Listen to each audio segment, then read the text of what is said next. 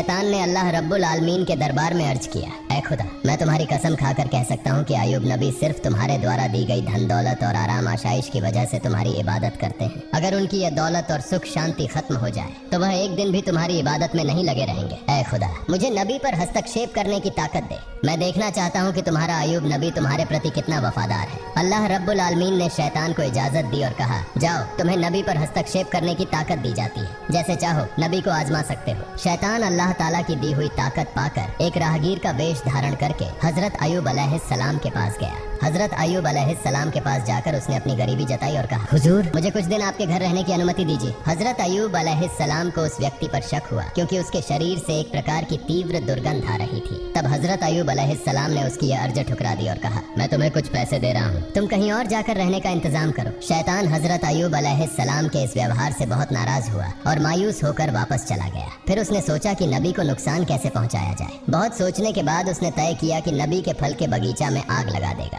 जैसा सोचा वैसा किया। एक दिन शैतान ने नबी के फल के बगीचा में जाकर आग लगा दी। शैतान द्वारा लगाई गई आग में कई फल के बगीचा जलकर राख हो गए। बगीचा के कर्मचारी दौड़कर नबी के पास यह खबर देने पहुंचे। उनसे यह समाचार सुनकर हजरत अय्यूब अलैहिस्सलाम ने कहा, अल्हम्दुलिल्लाह, अल्लाह का दिया हुआ माल अल्लाह ने वापस ले लिया, इसमें मेरे चिंतित होने की कोई वजह नहीं है। शैतान ने जब देखा कि हजरत अय्यूब अलैहिस्सलाम फल के बगीचा नष्ट होने के बाद भी जरा सा भी विचलित नहीं हुए तो उसके दिल में जलन बढ़ गई। फिर उसने दोबारा सोचना शुरू किया कि नबी को और किस तरह से नुकसान पहुंचाया जाए। अगले दिन शैतान नबी के अस्तबल में गया और वहां आग लगा दी। आग तूफान की तरह फैल गई, जिससे सारे जानवर जलकर मर गए और कुछ गडेरिये भी आग में झुलसकर मर गए। बाकी गडेरिये यह खबर तुरंत नबी के पास लेकर पहुंचे। यह खबर सुनकर हजरत अय्यूब अलैहिस्सलाम ने नमाज की नियत की और कहा, अल्लाह का दिया हुआ माल अल्लाह ने वापस ले लिया, इसमें मुझे विचलित होने की कोई जरूरत नहीं है। शैतान ने जब देखा कि इतनी बड़ी घटना के बाद भी नबी जरा भी परेशान नहीं हुए तो उसके दिल में और ज्यादा जलन पैदा हुई। अब उसने नबी को और बड़ा नुकसान पहुंचाने का इरादा किया। हजरत अय्यूब अलैहिस्सलाम के 12 बच्चे थे जो हर दिन एक शिक्षक से शिक्षा लेने के लिए मदरसे जाया करते थे। एक दिन सुबह हमेशा की तरह हजरत अय्यूब अलैहिस्सलाम के 12 बच्चे शिक्षक के पास पढ़ने गए। उसी समय शिक्षक किसी काम से मदरसे से बाहर गए और शैतान ने इस मौके का फायदा उठाकर मदरसे की छत गिरा दी। छत गिरने से हजरत अय्यूब अलैहिस्सलाम के 12 बच्चे मलबे के नीचे दबकर मर गए। मदरस के शिक्षक डरते डरते हजरत अय्यूब अलैहिस्सलाम के पास आए और कहा, ऐ अल्लाह के नबी, मैं किसी काम से बाहर गया था, इसी बीच इमारत की छत गिर गई और आपके 12 बच्चे उसमें दबकर चल बसे। यह सुनकर हजरत अय्यूब अलैहिस्सलाम ने कहा, सुभान अल्लाह, अल्हम्दुलिल्लाह, ला इलाहा इल्लल्लाह, अल्लाहु अकबर, अल्लाह का दिया हुआ माल अल्लाह ने वापस ले लिया, इसमें मुझे विचलित होने की कोई जरूरत नहीं है। शैतान ने जब देखा कि बच्चों की मौत के बाद भी हजरत अय्यूब अलैहिस्सलाम की ईमानदारी और अल्लाह पर विश्वास में कोई कमी नहीं आई तो वह जल भुनकर राख हो गया। अब वह और बड़ी हानि पहुंचाने की सोचने लगा।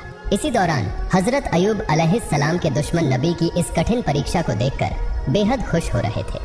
नबी के नौकर चाकर और कर्मचारी नबी की इस दयनीय स्थिति को देखकर जहां जहां मौका मिला चले गए। नबी का घर, बागान, अस्तबल सब कुछ खाली और सुनसान हो गया। इस मौके का फायदा उठाकर दुश्मनों ने नबी की संपत्ति लूटना शुरू कर दिया। उन्होंने टूटे फूटे घर की सारी चीजें अपने कब्जे में ले ली। बागान में बचा हुआ फल और फसल लूटने के लिए उनके बीच झगड़े शुरू हो गए। सिर्फ एक हफ्ते के भीतर हजरत अय्यूब अलैहिस्सलाम की सारी आराम आशाइश, संतानें और संपत्ति खत्म हो गई। हजरत अय्यूब अलैहिस्सलाम की 4 पत्नियां थीं। उनमें से 3 झगड़कर और बहस करके नबी को छोड़कर चली गईं। सिर्फ हजरत रहीमा अलैहिस्सलाम उनके साथ रहीं। वह नबी को छोड़कर जाने वाली नहीं थी। वह हर समय नबी के साथ खड़ी रही। देश के लोग नबी के नबूवत के दावे का मजाक उड़ाने और ताने देने लगे। कुछ ने कहा, अगर अय्यूब सच में अल्लाह के नबी होते तो उन पर ऐसा गजब क्यों आता? वह नबी नहीं है। उनकी झूठी नबूवत के दावे के कारण अल्लाह का गजब उन पर उतरा है। इधर नबी के अनुयायियों के बीच भी दरार पड़ने लगी।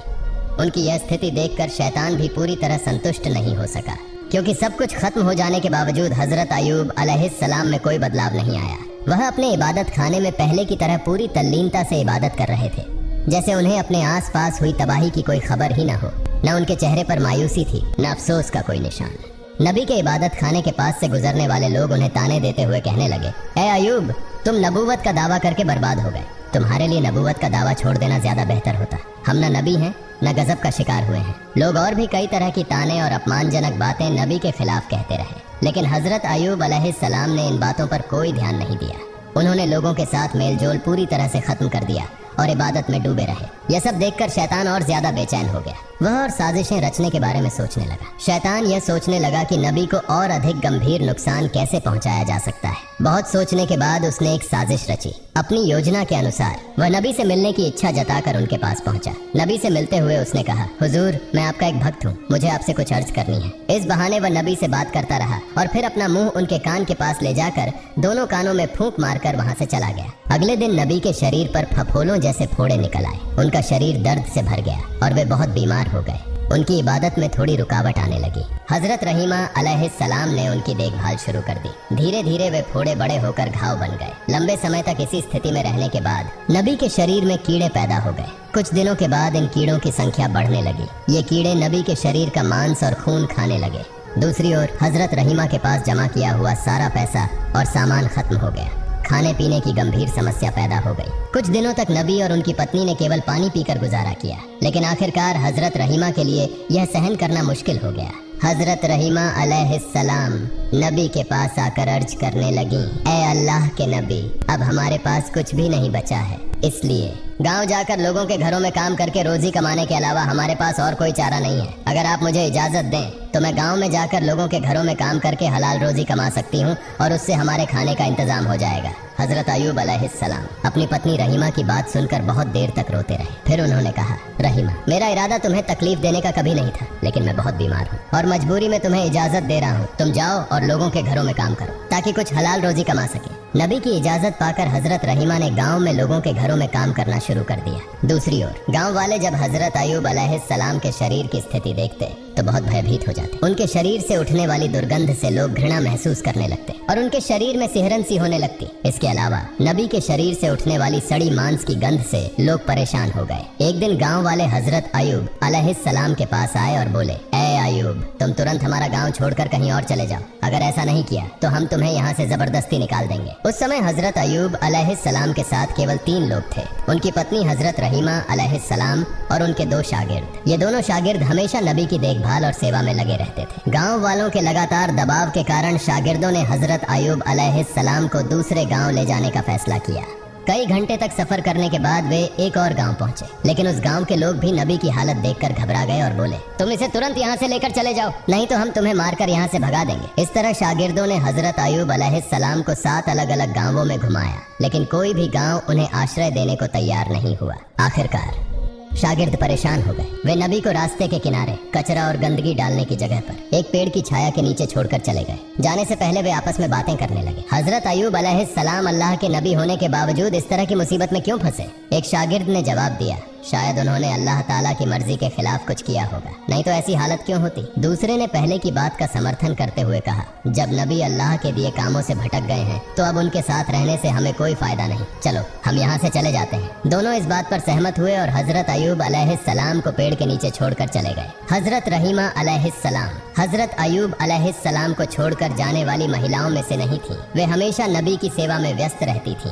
दिन के कुछ समय में वह लोगों के घरों में नौकरानी का काम करती और जो थोड़ा बहुत कमा पाती उससे अपने पति के लिए दवा और भोजन का इंतजाम करती थी। इस तरह समय बीतता रहा। हजरत अयूब अलैहिस्सलाम के शरीर से कभी कुछ कीड़े मर जाते तो कभी नए कीड़े पैदा हो जाते। उनके शरीर पर कीड़ों की संख्या लगातार बढ़ती ही जा रही थी। उनके शरीर पर अब केवल हड्डियां और थोड़ा सा मांस ही बचा था। एक दिन उनके शरीर से कुछ कीड़े गिरकर जमीन पर आ गए। तब हजरत अयूब अलैहिस्सलाम ने अपनी पत्नी रहीमा अलैहिस्सलाम को बुलाकर कहा, रहीमा, इंसान मिट्टी से बना है और मरने के बाद उसका शरीर फिर मिट्टी में बदल जाता है। अगर मेरे शरीर का मांस और खून अल्लाह के इन कीड़ों की भूख मिटाने में काम आ रहा है तो इसमें कोई आपत्ति नहीं होनी चाहिए। कम से कम इससे इन्हें भोजन मिल रहा है। जो कीड़े मेरे शरीर से गिरे उन्हें वापस उठाकर मेरे शरीर पर रख दो ताकि उन्हें अपना भोजन पूरा मिल सके। हजरत रहीमा अलैहिस्सलाम ने अपने पति के आदेश का पालन किया और गिरे हुए कीड़ों को उठाकर फिर से उनके शरीर पर लगा दिया। एक दिन हजरत रहीमा अलैहिस्सलाम गांव गईं, लेकिन उन्हें कोई काम नहीं मिला। इस वजह से वे बहुत चिंतित हो गईं। उनके मन में बार बार यह सवाल उठ रहा था कि आज वे अपने पति को खाना कैसे खिलाएंगी। उन्होंने पूरे गांव में काम ढूंढने के लिए बहुत कोशिश की, लेकिन कहीं भी उन्हें काम नहीं मिला।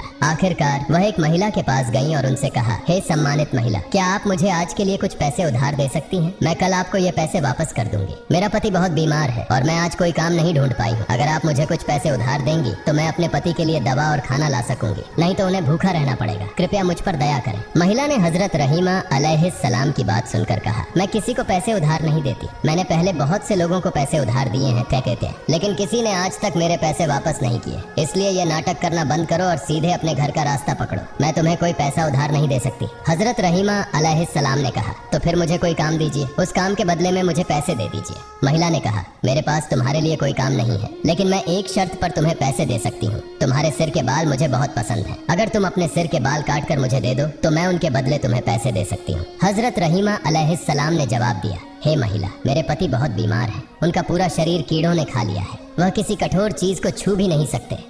जब वह बिस्तर से उठते हैं तो मेरे बाल पकड़कर सहारा लेते हैं। अगर मैं अपने सिर के बाल काटकर तुम्हें दे दूं तो मेरे पति बिस्तर से कैसे उठेंगे? इस पर महिला ने कहा, ठीक है, तो तुम अपने सिर के आधे बाल काटकर मुझे दे दो, मैं उनके बदले तुम्हें पैसे दूंगी। हजरत रहीमा अलैहिस्सलाम ने चारों तरफ से लाचार होकर महिला की इस शर्त को मान लिया। उन्होंने अपने सिर के आधे बाल काटकर महिला को दे दिए और बदले में कुछ पैसे लिए। उन पैसों से उन्होंने अपने बीमार पति के लिए भोजन और दवा। अल्लाह के वास्ते मेरे चैनल को सब्सक्राइब शेयर करें।